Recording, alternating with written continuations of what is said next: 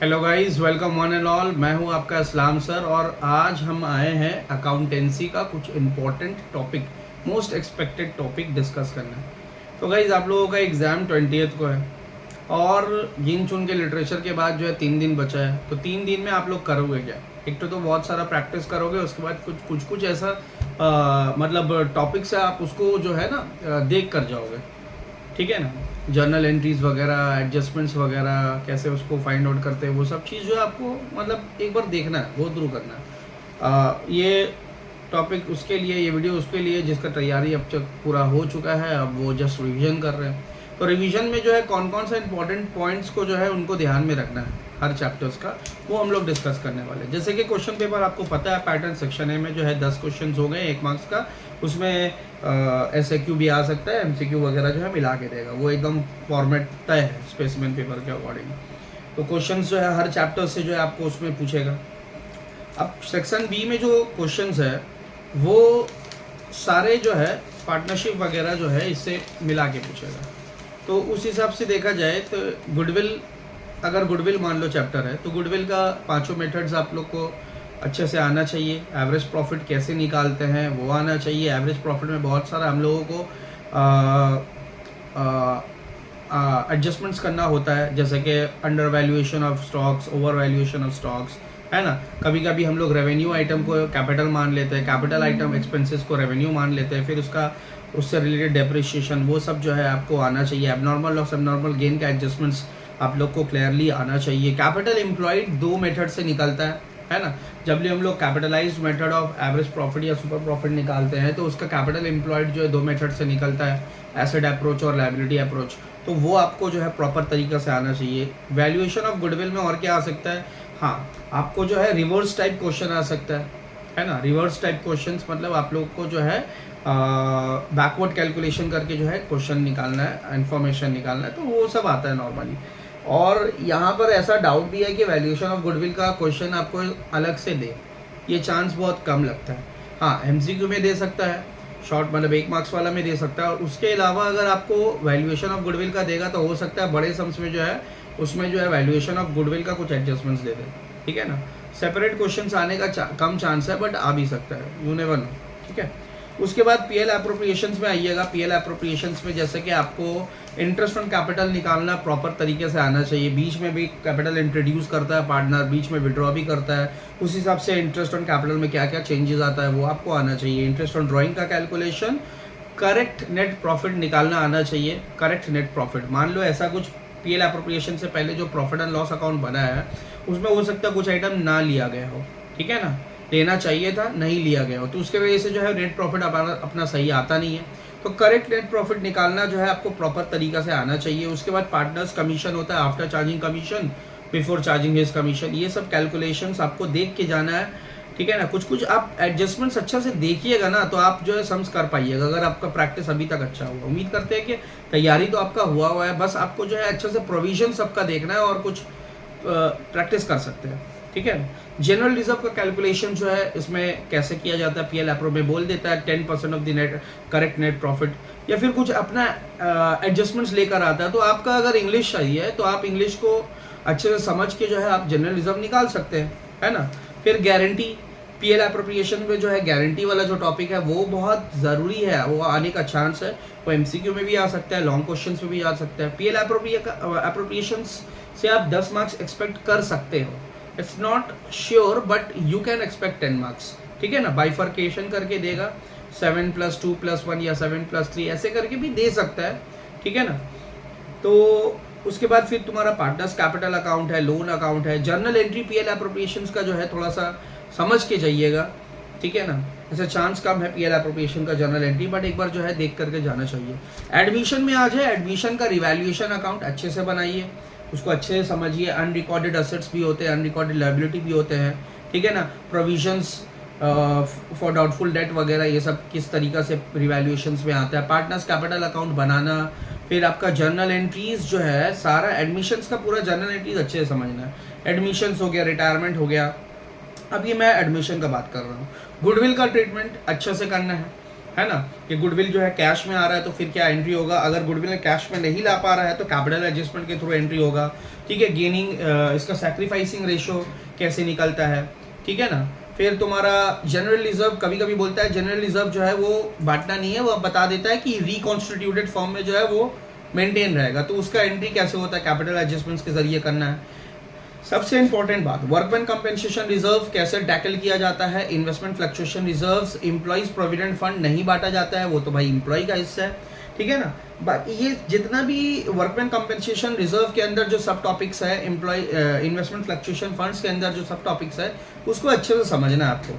फिर तुम्हारा आपका बैलेंस शीट में गुडविल रहा, फिक्टिशियस एसेट्स रहा तो उसको राइट ऑफ करना, ठीक है ना। ये सब आपको जो है जर्नल एंट्रीज समझ के जाना है, जर्नल एंट्रीज में फोकस देना है एडमिशन्स का।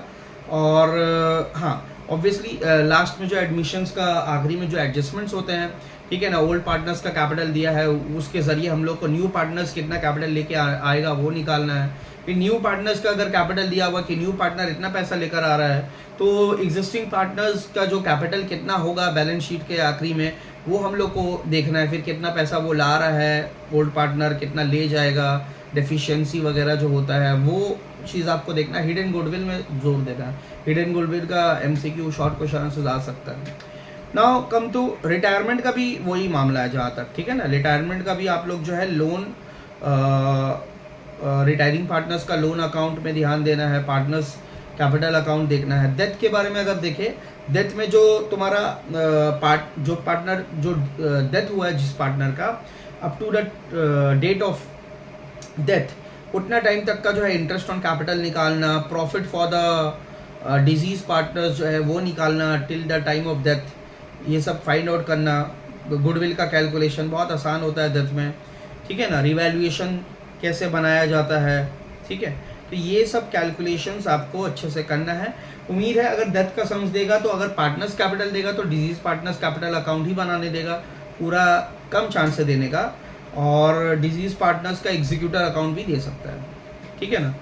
तो ये डेथ का जो है कुछ इंपॉर्टेंट था। अब डिसोल्यूशंस के बारे में आ जाए, डिसोल्यूशंस में अगर देखा जाए तो डिसोल्यूशंस का रियलाइजेशन अकाउंट बहुत अच्छे से बनाना है। आप किस तरीका से एसेट्स एंड लायबिलिटी को क्लोज कर रहे हो, फिर एसेट्स को किस तरीका से रियलाइज कर रहे हो, कौन एसेट्स ले जा रहा है बाहर वाला, कौन कोई पार्टनर्स एसेट ले जा रहा है, ठीक है ना, वो सबका एंट्री अच्छा से करना है, लायबिलिटी को पे ऑफ करना है।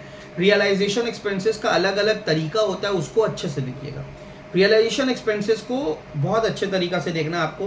कभी कभी ऐसा होता है कोई लायबिलिटी पे ऑफ करना है बट क्रेडिटर को पे ऑफ करना है, उसको एसेट्स दे दें, एसेट्स दे दिए तो उसका तो एंट्री नहीं होता, बट हाँ उसका अलावा अगर क्रेडिटर को और भी कुछ पेमेंट करना है तो वो एंट्री होगा, है ना। रियलाइजेशन टू बैंक बोल करके एंट्री कर दिया जाता है, क्रेडिटर्स पेड ऑफ, तो उसमें ध्यान देना है, ठीक है ना।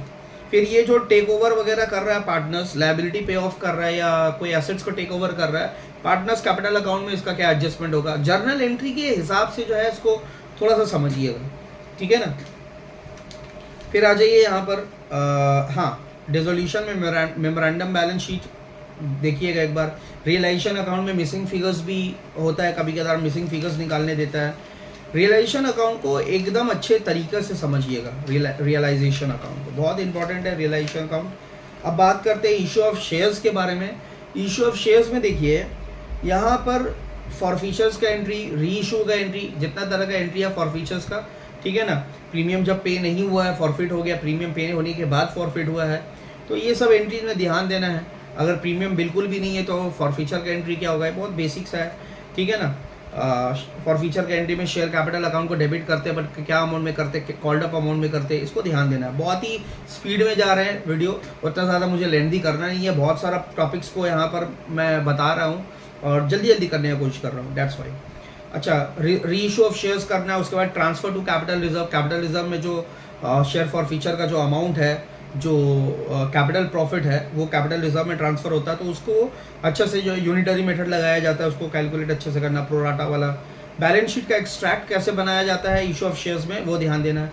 कभी कभी देखिएगा आपको इशू ऑफ शेयर्स का क्वेश्चन दिया है और या फाइनल अकाउंट का क्वेश्चन दिया है, वो आपको समझ में आता नहीं है, ठीक है ना। Final account, companies final account समझ में आता नहीं, तो आपको लास्ट में जो है ना देखना है कि भाई जर्नल एंट्री पूछ रहा है या फिर हम लोग को नोट्स टू अकाउंट या बैलेंस शीट बनाने पूछ रहा है, ठीक है ना।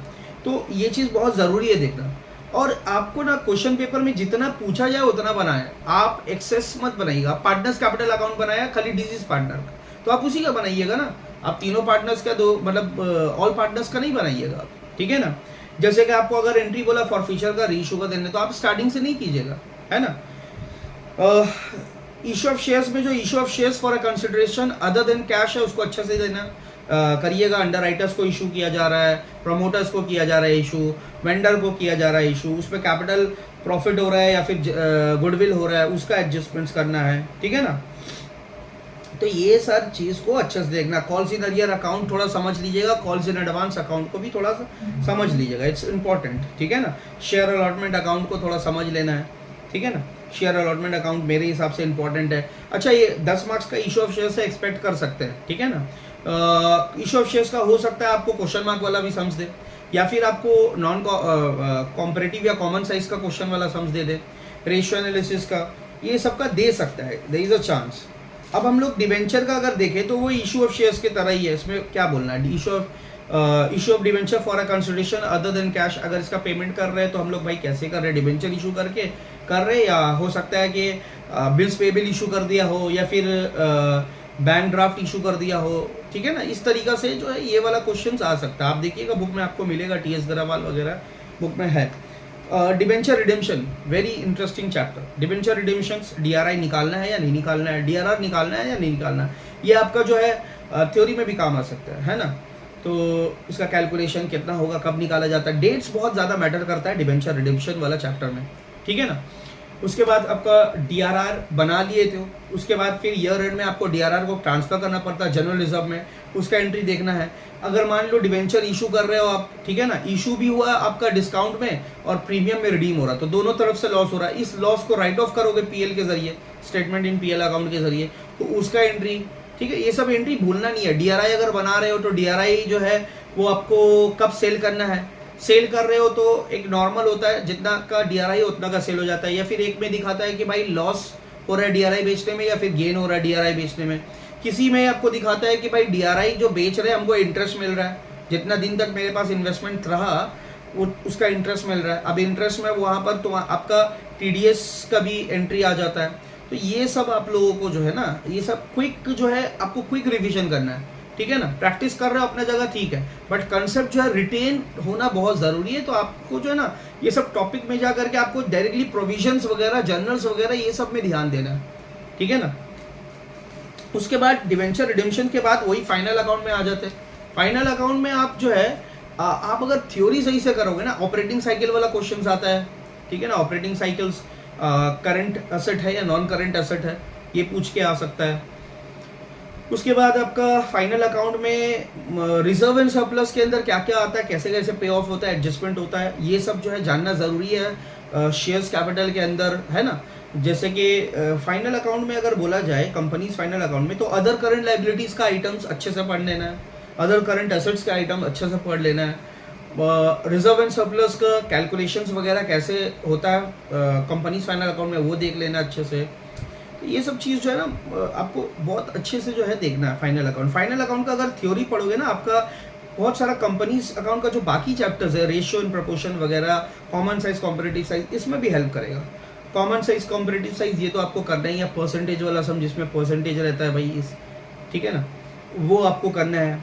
फिर आप आ जाइए यहाँ पर इसमें रेशियो में भाई क्या इंपॉर्टेंट है। रेशियो में देखिए इतना सारा फॉर्मूला है, मेरे हिसाब से जो इंटरेस्ट कवरेज रेशियो, इसको आपको अच्छा से करना है। फिर आपका डेट इक्विटी रेशियो हो गया, प्रोप्राइटरी रेशियो हो गया, है ना, ऑपरेटिंग प्रॉफिट हो गया, नेट प्रॉफिट, जीपी रेशियो, ठीक है ना।